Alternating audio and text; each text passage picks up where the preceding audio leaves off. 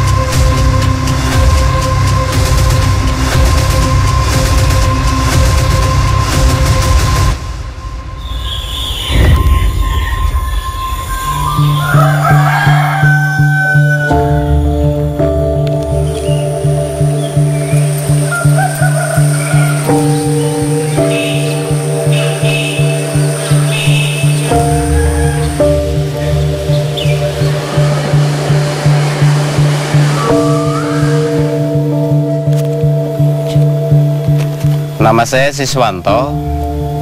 Orang lebih mengenal saya dengan nama Siboen, yang tepatnya adalah Siboen Nugroho. Saya tinggal di Desa Kasegeran, desa yang miskin, dari sisi pendapatannya paling miskin satu kecamatan Cilongok, Kabupaten Banyumas. Desa Kasegeran minim sekali lapangan pekerjaan. Mayoritas masyarakat dan penduduknya itu bekerja sebagai seorang petani gula, karena Desa Kasegeran cukup banyak pohon kelapa yang bisa dipanen niranya.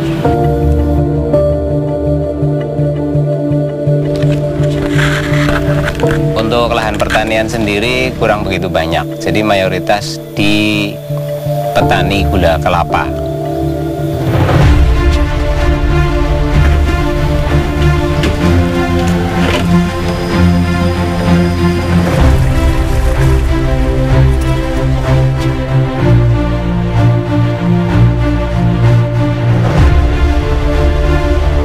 Hanya lulusan SD, Sibun ini memang merupakan sosok pemuda yang cerdas, pemuda yang punya kemauan yang keras, dan pemuda yang tidak pantang mundur dan tidak pernah putus asa.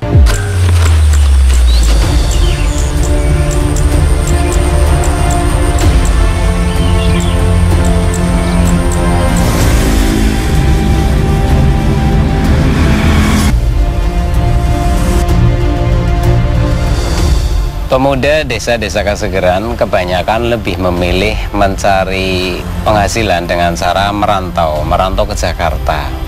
Saya sendiri pernah ikut mereka atau ikut kawan-kawan merantau di Jakarta. Di sana saya bekerja sebagai seorang tukang las. Dalam perjalanan saya di Jakarta, banyak hal yang saya dapatkan, tapi saya rasa tidak ada perubahan.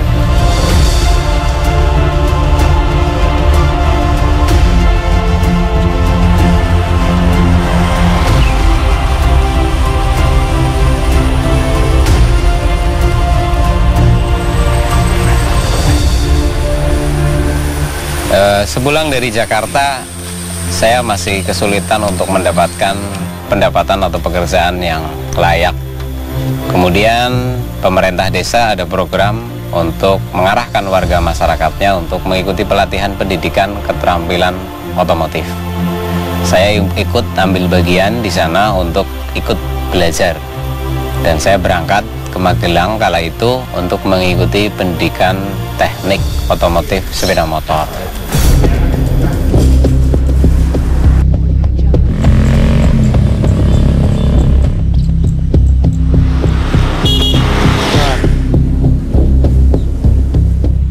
lalu saya balik ke Banyumas, dan di Banyumas saya buka bengkel, tepatnya di Desa Kasegeran, Kecamatan Cilongok. Saya buka bengkel. Dari buka bengkel ini lumayan berjalan agak lama. Di situ saya bertemu dengan jodoh saya menikah. Kemudian istri hamil dan punya anak.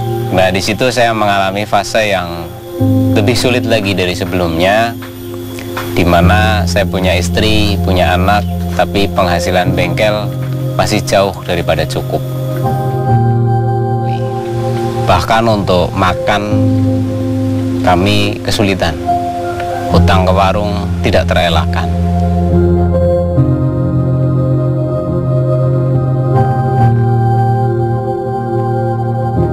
Saking bingungnya, bengkel pendapatannya masih kecil, belum mencukupi, anak harus minum susu.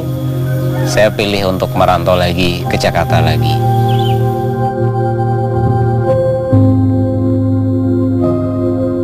Berjalan berapa waktu, jauh dari keluarga, dibebani rasa rindu, ekonomi sama saja, jadi lebih berat malah rasanya. Akhirnya saya putuskan untuk balik lagi ke kampung halaman dan menekuni dunia perbengkelan yang pernah saya pelajari sebelumnya.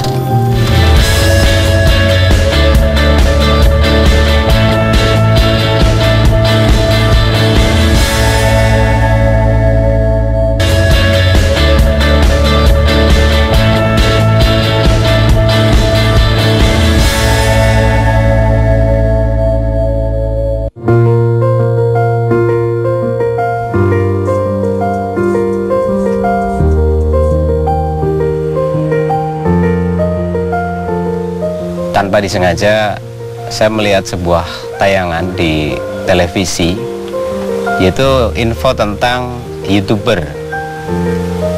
Kala itu Atta Halilintar diberitakan memiliki penghasilan ratusan bahkan miliaran dari dia di YouTube.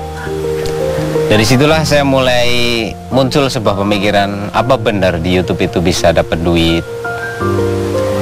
Nah, di situ saya mulai kepikiran terus, mungkinkah saya punya kemampuan di sana? Karena saya cuma lulusan SD yang nggak punya ilmu tentang seperti itu. Ini yang direncana, Arab dolanan YouTube. Kemudian saya berembuk dengan istri saya untuk mencari sarana, yaitu kan saya nggak punya HP. Saya berembuk ke istri saya untuk menggadekan perhiasan. Saya pinjam, saya gadekan guna untuk mencari perangkat HP. Namun dari hasil penggadian ini juga belum maksimal, hanya dapat uang berapa, cukup untuk uang muka, untuk kredit HP. Di bengkel masih sepi, belum banyak harapan. Nang desa kita masih sedikit motor lah, burung akeh sing duwe. Banyak waktu nganggur, nggak ada gawean. Tapi karena sebelumnya wis biasa otak-atik dengan HP yang ada, jadi cuman duduk nunggu pelanggan. Kala itu belum begitu sih main YouTube-nya, iseng-iseng baca-baca Google dan lain sebagainya. Tiba-tiba datang tetangga saya punya motor baru. Motor itu jenisnya Yamaha NMAX. Dia kongkon nyuruh saya itu untuk ngecek aki. Nah, saya nggak tahu akinya motor NMAX di depan apa di bawah jok. Nah, saya coba cek-cek, saya kebingungan karena saya nggak tahu ini, benar-benar nggak tahu, motor baru, saya belum pernah dandani. Akhirnya saya nyerah daripada motor baru rusak. Kemudian tetangga saya ini bilang, kenapa kok ora bisa? Ya bedilah, bingung, bukan bodol, takut rusak gitu. Akhirnya tetangga saya ini bilang, coba ngecek YouTube, ada kok tutorialnya untuk masalah kayak gini gitu. Nah, dari situ saya coba ngecek di HP, kemudian saya lihat tutorial buka aki. Nah, di situ ada tapi dengan bahasa yang sulit dimengerti. Nah, dari situ juga saya dapat inspirasi, oh ternyata tutorial kayak gini aja penontonnya udah banyak, gitu, rame dan menarik. Itu hal yang nggak kepikir sama saya dalam konten tutorial.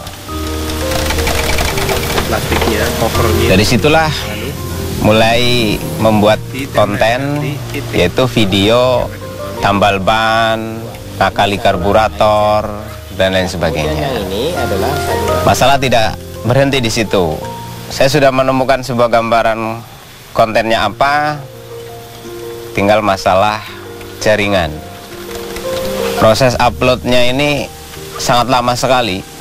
Video durasi 3 menit, saya butuh waktu 5 jam untuk berhasil up di YouTube waktu itu. Nah, kebetulan di Desa Kasegeran itu ada internet. Waktu itu masih pakai tiang, saya nggak tahu kayak gimana. Nah, di situ saya numpang nunut wifi lah. Dari video pertama ngakali karburator, saya nggak nyangka akan menjadi awal channel saya ini diterima oleh teman-teman penonton. Video satu ini ditonton 10.000 penonton. Saya kaget dan saya tergirang sekali ya, senang banget, bunga epol lah pokoknya, karena syarat kala itu menjadi mitra YouTube itu 10.000 penonton. Dan dalam semalam saya bisa berhasil mendapat penonton mencapai sejumlah itu.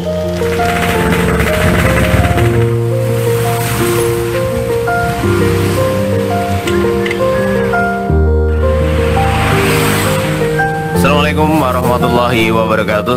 Maka konten inilah yang menjadi acuan utama saya dalam membuat berbagai video tutorial. Saya buat video ini lebih rinci, lebih mudah dipahami, bahkan penonton awam sekalipun kalau mau menonton dengan baik dan benar, ini bisa memperbaiki motornya sendiri.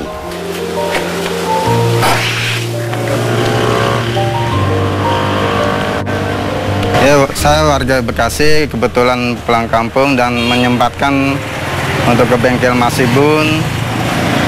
Dan saya sebagai subscriber Masibun, menurut saya tutorialnya di otomotif itu sangat mudah dipahami dan mudah dimengerti, bahasanya yang sederhana, dan saya sudah mempraktekkan di motor saya sendiri.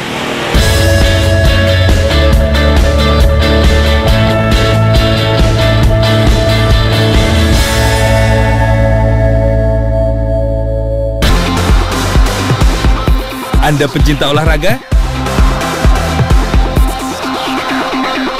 Jangan lewatkan informasi seputar olahraga mancanegara dan dalam negeri.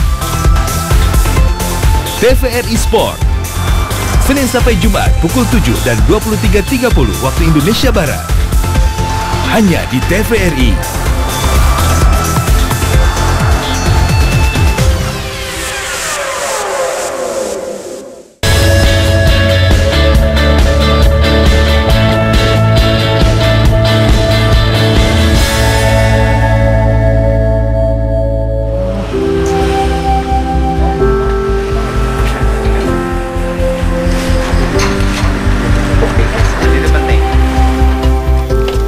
Setelah beberapa waktu berjalan, saya dari proses belajar secara otodidak ini mulai sedikit memahami seluk bagaimana kita bisa berkembang di YouTube, bagaimana kita bisa meningkatkan atau memacu untuk penonton, bagaimana agar subscribernya makin bertambah. Saya mulai berpikir kita menyajikan variasi konten, tidak hanya satu menu. Ya seperti orang makan, kalau hanya satu lauk mungkin kurang selera.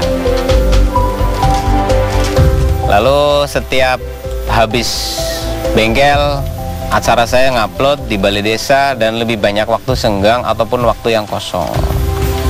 Kemudian terfikirkan malam harinya nggak ngapa-ngapain, orang ngapa-ngapa, jadi terpikirlah untuk mencoba membuat konten yang sesuai dengan waktu di malam hari, yaitu konten misteri. Malaysia.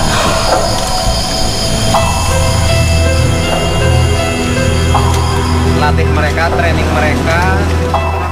Di tahun itu saya memulainya dengan mencoba eksplor, menjelajah ke tempat-tempat sepi atau tempat-tempat yang sering dikabarkan sebagai tempat yang angker. Dari situ terbuatlah konten misteri yang saya buat, dan ya alhamdulillah Gusti Allah ngijabahi. Video-video saya diterima, direspon penonton, dan saya makin bersemangat. Oke, sudah ambil keputusan. Siapa dulu yang mau beruji nyali? Oke.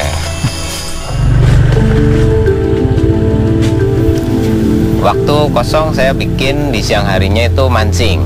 Jadi kalau habis siang bikin konten bengkel, jam 4 sore saya berangkat ke sungai untuk membuat konten memancing. Dan itu juga alhamdulillah konten mancing saya diminati. Ada penonton dan lain sebagainya.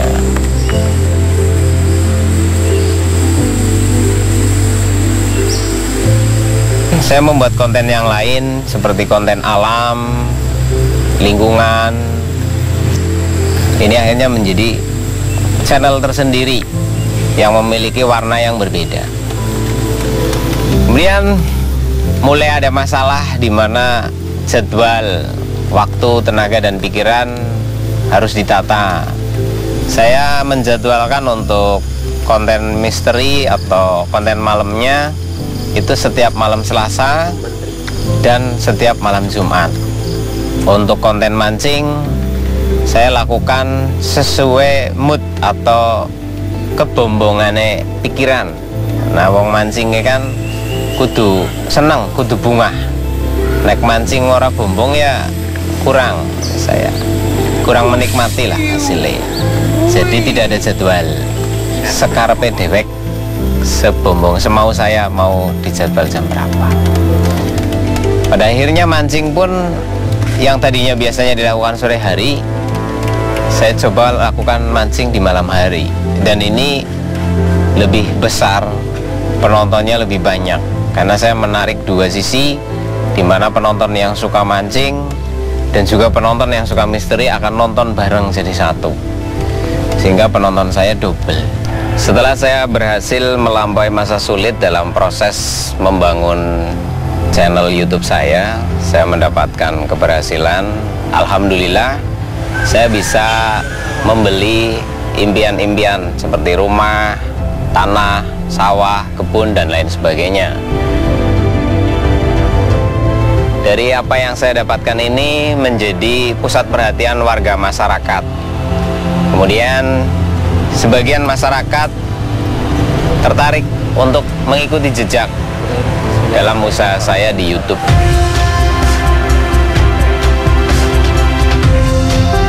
Awalnya memang dengan kehidupan yang pas-pasan. Ada yang penjual cilok, kemudian menjadi bagian petugas kebersihan di masjid.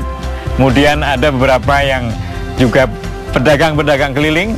Dan sekarang alhamdulillah dengan mengikuti jejak langkah Sibun, dan anak-anak ini sekarang sudah bisa mandiri, produktif, dan menjadi pemuda pelopor dan bukan menjadi pengekor kembali. Dari 33 YouTuber di Desa Kasegeran ini yang sudah berpenghasilan jutaan, ini mempengaruhi tingkat ekonomi. Ada yang mulai memperbaiki rumahnya yang awalnya rumah biasa mulai dipermanenkan. Kemudian ya, YouTuber ini punya tetangga, dia punya pekerjaan, dia bisa minta bantu ke tetangga sebagai pekerjanya, entah itu sebagai pembawa alat atau apa. Jadi nilai ekonomi desa kita itu mengalami perubahan yang menurut saya cukup signifikan. Aktivitas pemuda masyarakat itu bawa kamera ponsel mereka, jadi di kebun-kebun, di sawah, di sungai, siang dan malam itu ada aktivitas. Dan sejak saat itu Kasegeran punya predikat baru ya. Dari desa yang termiskin, dari sisi PAD, kehidupan yang sulit, sekarang udah sangat berubah. Jadi desa yang lebih baik, dengan pendapatan ekonomi yang lebih bagus, dan predikat yang luar biasa menurut saya, jadi kampung YouTuber.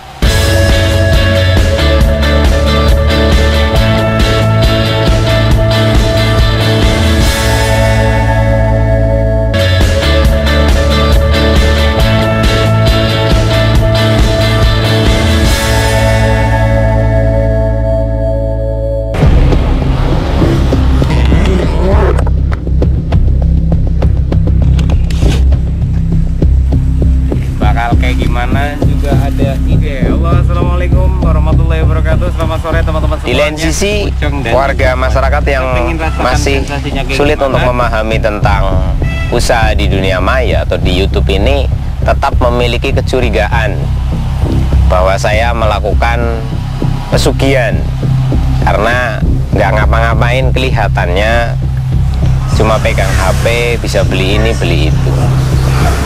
Nah, anak-anak yang tertarik untuk ikut belajar ataupun anak-anak yang sekedar bermain ke rumah itu pada dilarang, takut jadi tumbal buat usahanya si Bun.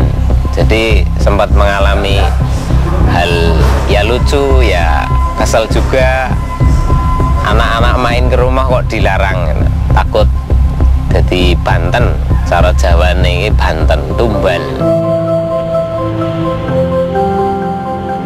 Ya, kemarin saya diundang oleh Kementerian Sosial, yaitu Bu Risma sebagai Menteri Sosial mengundang saya datang ke Magelang untuk memberikan motivasi kepada adik-adik, anak didik di Balai Kementerian Sosial yang ada di Magelang. Dan saya juga diberi penghargaan award atas sebuah kreativitas yang sudah dicapai oleh saya.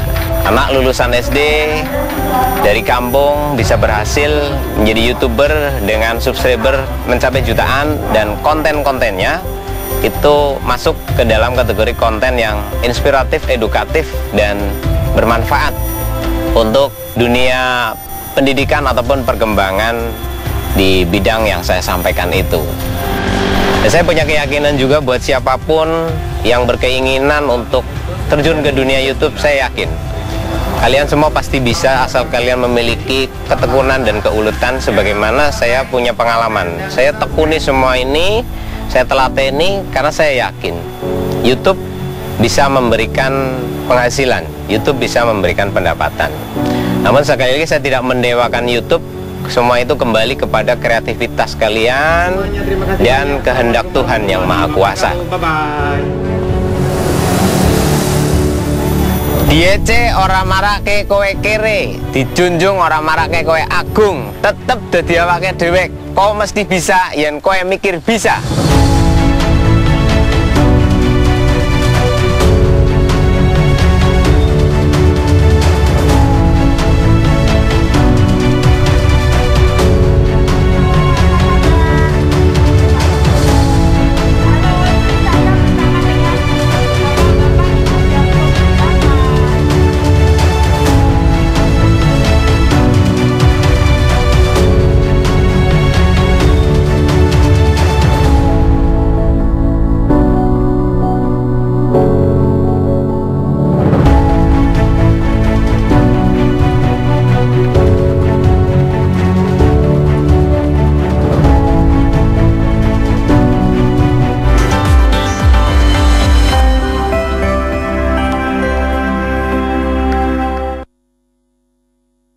Bismillahirrahmanirrahim.